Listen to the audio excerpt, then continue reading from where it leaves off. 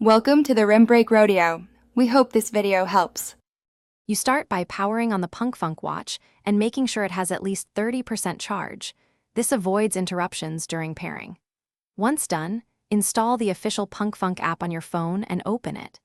Make sure Bluetooth is enabled and grant location permission because many phones require location to scan for nearby Bluetooth devices.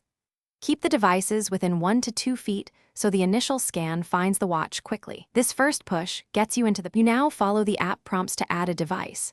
Tap Add Device and select your exact PunKfunnk model. The app scans. When you see the watch ID, select it.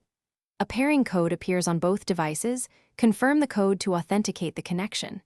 If the app asks for notification or contact access, allow it so calls and alerts route to the watch.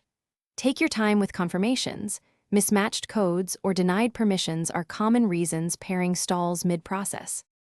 You finish by completing the setup wizard and letting the watch sync its initial data. This may take a few minutes.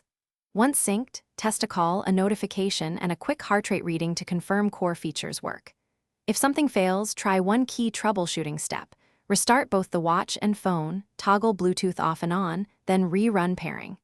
If problems persist, unpair in Bluetooth settings and repeat the app pairing. This resolves most misconfigured connections.